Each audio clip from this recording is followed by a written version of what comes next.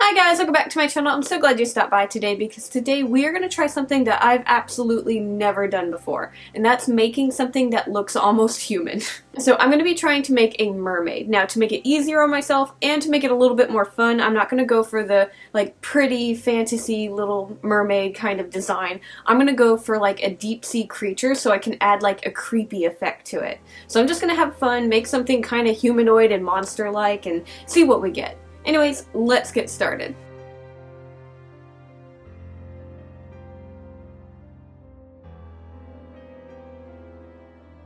Okay, so I'm going to start on the head first, and then we'll move on to making the clay arms. Now, I actually haven't made a humanoid type face before, so I really wasn't sure how to connect it to the body, because most of my heads connect a certain way, but a human type body is a lot different. So I just made a ball of tinfoil, I glued it to the end of a wooden dowel, and then I just took strips of my clay and started wrapping it around and completely covering up the tinfoil ball. Once I had it covered, I started blending and building up the basic shape and trying to figure out what side is going to be the face. Now you'll notice the little glass bead that I have, it's connected to a piece of wire and then it's also connected to the lump of tinfoil. This is going to be like an anglerfish little glowy thing.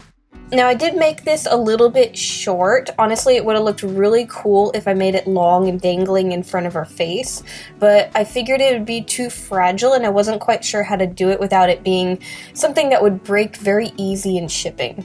So I just kind of kept it kind of short. So what I'm doing right now is trying to build up the facial features, just figuring out where the cheekbones are going to go, the eyes, and different things like that. And then the eyes that I'm using are a pair of resin ones that I made ahead of time. I actually made these quite a while ago, and they matched the style of the face that I wanted to do, so I figured I'd use them for it. So I'm just pushing my resin eyes into place on the face, making sure they're nice and even, and then I'm going to start building up my clay around them. Now I want to make them a little bit bug-eyed, but I don't want them to be just bulging out of the face, so we're going to have to build up the facial muscles around the eyes quite a bit. So I'm just going to take strips of clay to make the eyelids and to start building up the shape of the face around the eyes. While doing this, I decided to not blend the strips of clay together. I figured leaving the creases would look similar to gills on the face. So I decided to just kind of blend them a little bit and then to redefine the shape of them.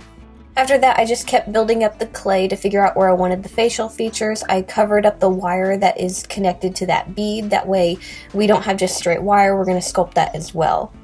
Now to make her look a little bit creepier, I'm not going to give her a human nose. I'm going to give her kind of a Voldemort nose, so it's going to be really flat. And then I want her grin to be really large, like she has a mouth full of teeth. Obviously it's closed, but I want it to look like something that'd open up really large. So I'm going to make her mouth really, really wide. So I'm just taking strips of clay, I'm laying it across the face, blending it in. I'm going to make the upper lip, and then I'm going to make the bottom lip.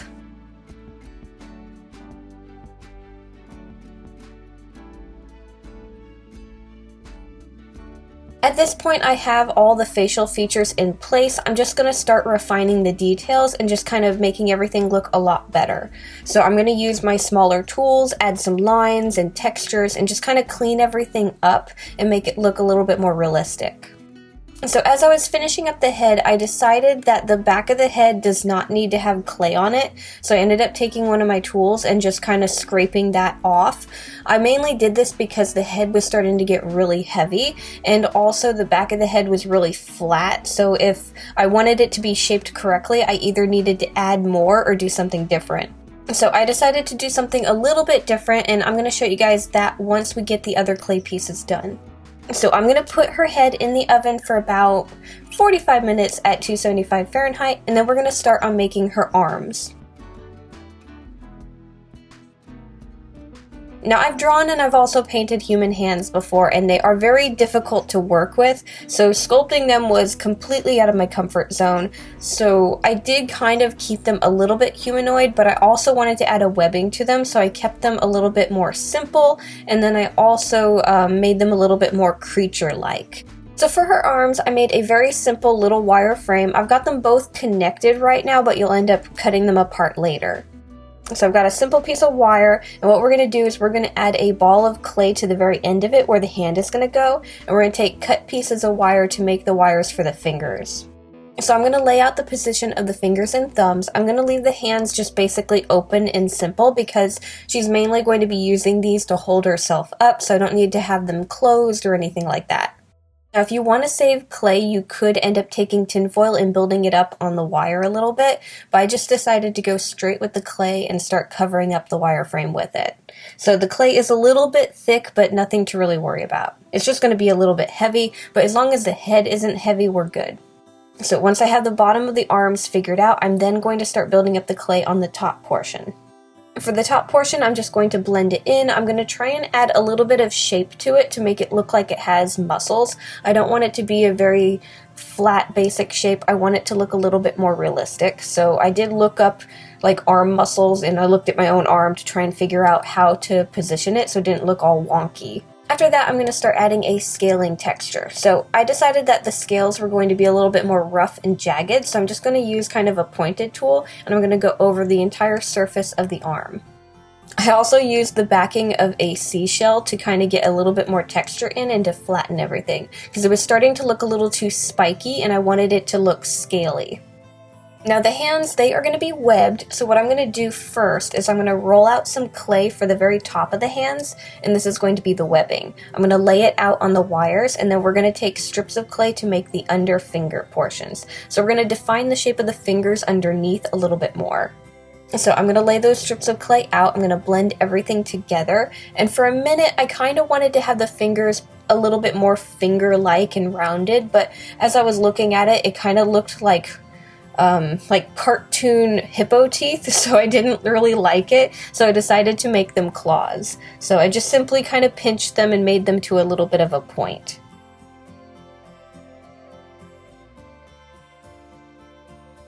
So the thumbs, these are just going to be lumps of clay, and we're going to blend them in, kind of make a more raised up portion for where the palm of the hand would be, and then we're going to blend everything together and then make them pointed as well to match the claws of the hand.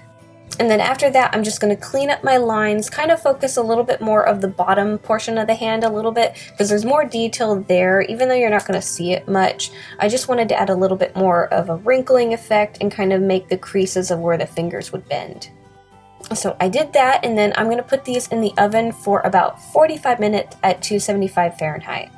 Now normally at this point it's time for us to paint our clay pieces, but I need to do a little bit more work to the head. So we need to figure out the back of the head and what that's going to be like. So my idea is to actually make it plush and soft to match the body. So I left it really simple. I'm just going to have a strip of fabric that goes from the top of the head all the way down to her chin. And it's going to wrap around, and then the sides of the face are going to just be half circles. But before we do that, we're going to add her hair to the fabric for the back of her head. So I have this one yarn, and I've used it before, and it's kind of seaweed-like. It's nice and thick and a dark green, so I figured it'd work really well for her. So what I did was I cut a bunch of pieces of it to the same length, and then I'm going to use my sewing machine and sew them onto the piece of fabric that's going to be for the back of her head. Now I'm going to do this in layers, so I'm just going to take a little bit of the yarn, lay it out, sew it, and then add more, and then keep going until I have the back of it completely covered. And the reason I'm layering it and just doing it this way is it just makes it kind of easier, and I don't have to worry about accidentally getting my sewing machine stuck to it if I do too many layers of yarn at once. After we have all the yarn in place for her hair, we're then going to start gluing the fabric pieces to the back of her head. So I'm going to take the strip of fabric that has the hair, and I'm going to glue it to the very top of her head. And then I'm going to take our half circles and glue them to the sides of her head. Now what we're going to do once our glue is dried is we're going to end up sewing this closed, stuffing it, and then we're also going to glue the fabric to the back of her chin so it's completely closed off. And then once we have that done, we can actually start painting her face. And the reason I decided to paint her face after doing this is because I wanted to blend the colors of her face into the fabric and make it look a little bit more seamless. I didn't want a giant seam wrapping around her face. Okay, so for painting her face, because we're going to be doing a green skin tone, we're going to be painting her face green as well. So I'm going to be primering the clay piece green. Now green is one of those difficult colors that you have to do a lot of layers of before you get a flat color. So I'm going to make sure to do that. And then I'm going to start focusing on the shadows of her face. This is going to really help bring out a lot of her features. So I'm going to use a darker green, and I'm going to go into all the more sunken in portions. And then if you want, you can wipe the excess away, or you can just let it dry and go over it with a brighter green. I kind of did a little bit of both. So once everything has dried, I'm going to slowly start adding more green to her cheekbones and the portion where her nose would be, and I'm just going to kind of brighten it up a little bit so more attention is drawn to it. Another two colors that work really well when you're trying to bring out the colors of green are blue and yellow. So if you want to make it really neon green, add yellow, not green. And then once I was happy with the shading of her face, it was actually looking really good. I can start working on the details now. So I'm going to paint her teeth white. Now, white on black is going to be kind of difficult, so I'm going to have to do a few layers of this. So you'll see me start it, and then I'm going to start adding different details to her face. So for the details of her face, I decided to take kind of like a goldish yellow, and I'm going to just make some markings, kind of a little bit more sea creature-ish. I just made a bunch of random lines. There was nothing to it, really. So I'm just going to draw these on her nose portion and going up her forehead. And then once I was done with the teeth, I knew I didn't want to add any more white to them. I'm going to take a dark red and I'm going to go over her lips. Kind of like we're putting on lipstick. And then lastly, I just need to clean up her eyes. So I let everything dry, and then I got a wet Q-tip and I just started washing away the paint that got on it. And I also used a little bit of my thumbnail and some of my tools that I knew wouldn't scratch the resin. And then the painting for her arms are going to be pretty much the same as how we painted her face. We're going to start off with green, get everything primered, and then we're going to start adding the shadows. So I wanted to make her hands look really creepy, so I made them a lot darker than the rest of her arms. So I added a lot of shadowing there, and then kind of around where her elbow would be. And then more of the upper arm portion, I added a lot more brighter greens, and I did that yellow trick to make the green look a little bit more vibrant. After we have the basic paint job done for the arms, we're going to let everything dry, and then if you want to add extra details, you can. I didn't want to add too much because I didn't want the arms to be the main focal point of the piece, so all I did was I added a few extra lines drawn on the side of the arms to match the face. But if you want, you could do full-on tattoos, or you could even paint the claws a different color. I mean, go at it. And then once all of my painting was completely dried to touch, I was completely done with it, I'm going to mix up some resin and I'm going to apply it over the clay pieces. So everything we painted, I'm going to paint over again with a thin layer of resin. Now resin takes about 24 to 48 hours to completely cure and be safe to work with again, so I'm going to set these pieces off to the side somewhere safe to dry, and we're going to start working on sewing the body. Okay, so these are all the different pattern pieces that I'm going to use to make the mermaid's body. So the fin and everything is going to be really simple, but getting around to her torso is going to be a little bit complicated. So basically I have the basic body shape, and then I have this weird piece that's going to be used to make her shoulders. So this is going to kind of fit over her, kind of like football armor or something like that. And then of course I have all the pieces for her fins and her upper arms. So for the body pieces, you're going to need a left and a right. The main body pieces, I added sequins to where the tail is, but I left the other fabric just plain. And then we have the piece that's going to be for her shoulders. We have the pieces for her upper arms, and then all of our fins are going to be made out of felt. So the first thing that we're going to do is we're going to take our felt pieces that are for the fins, and we're going to be getting them nice and damp because we're going to be painting them. And if you get them damp, the paint will kind of bleed a little bit more and make it easier to blend. If you don't want anything to be blended, you want to be very particular with your lines, don't get it wet.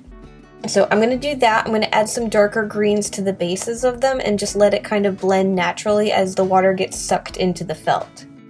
Other than that, I used a paintbrush to add some line works, and then I also added a little bit of a brighter green to the other side of the fin.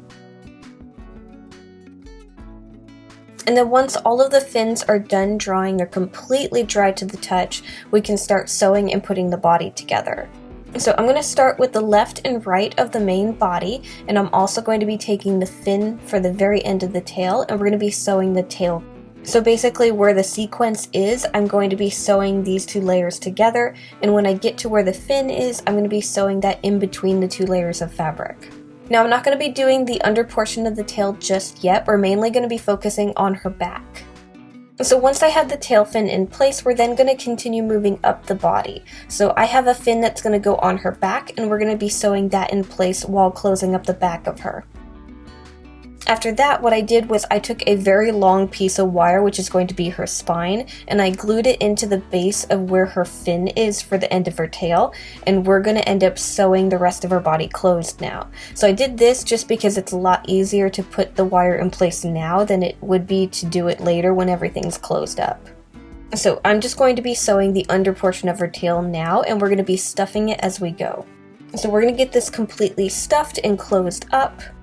And then I'm going to take some more wires, and we're going to be adding this to the wire frame for her arms. So I'm just going to measure out, I'm going to make them a lot longer than they need to be, and I'll cut them later. But I'm going to kind of measure out some wires, and then I'm going to connect them to the wire that's her spine. And then I just need to cut some holes into the sides of the body and run the wires into place. After that, we're going to cut our wires to fit so that we know that they're the correct length to work with, and we're going to take her clay arms and we're going to add them to the wire frame. So I'm just going to take a 20 gauge wire and wrap these wires together. Now we're going to take the fabric for her arms and we're going to sew those together. So these are going to have fins on the outer portion of them, so we're going to sew the fins in place as we sew one side of the arm together. So we're going to sew one side of the arm, we're then going to take that fabric and we're going to glue it around the bases of the clay arms. We're going to let that dry, and then we can stuff and close them up and get them connected to the shoulder portion. So right now she looks a little weird, but we're going to take that fabric piece to make her shoulders and we're going to add that in place. So I'm going to start by sewing it in place on her back, and these are going to give her more of a back muscle shape. It's going to make her look a little bit more muscly, but that's okay. So I'm just going to take one side of this, I'm going to cut right down the middle of it, and then we're going to sew this in place on the back of her. And this is also going to leave a pocket so we can shape her body a little bit and add some stuffing between the layers of fabric. And then as we get closer to where the arms are, we're going to sew this around the top portion of the fabric for the arms. So kind of creating a nice shoulder. And then I'm going to take the other side, and I'm also going to cut that right down the middle, and we're going to be sewing this down her sides. While I'm doing this, I'm also going to stuff this side as well.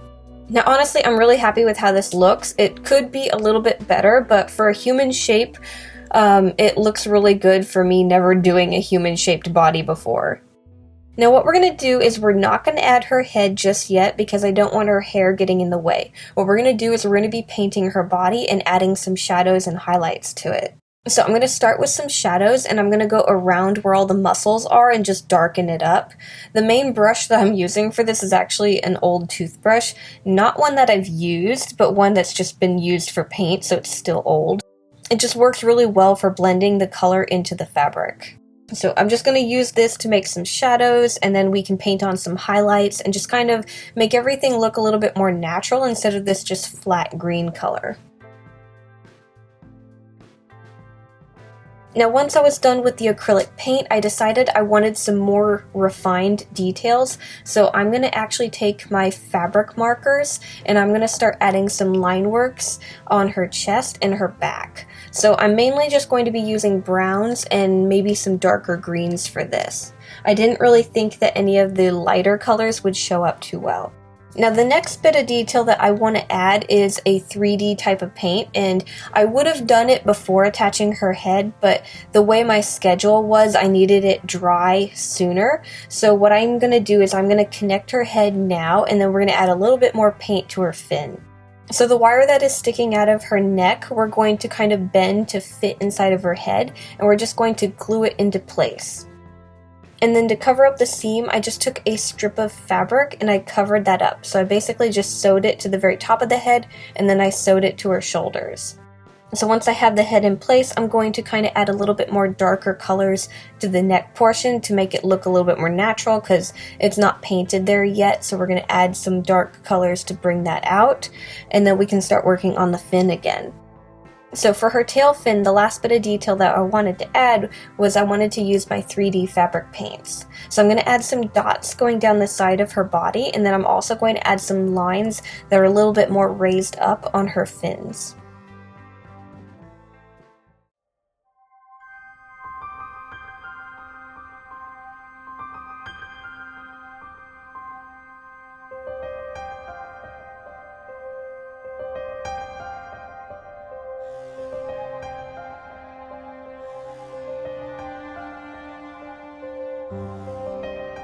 Okay guys, and that's how I made a deep sea mermaid. I had a lot of fun with this piece, especially since I haven't done anything creepy in a long time. Honestly, it's gotten me in the mood to try and do a Medusa or something along that line. So if you guys want to see that, or if you want to see me try to make a like girly, pretty fantasy mermaid, let me know. Either one I'll try. I don't think I'll do too great at making a more humanoid face, but we'll see what we get. But anyways, I'm going to have her in my Etsy shop, so if anyone wants to buy her and give her a new home, links are down below. I also have links to all the materials that I tend to use to make my art dolls, so if you guys are curious on what I use, check those links as well. Anyways guys, thank you so much for watching. Make sure to like, subscribe, do all that fun stuff, and I'll see you guys next time.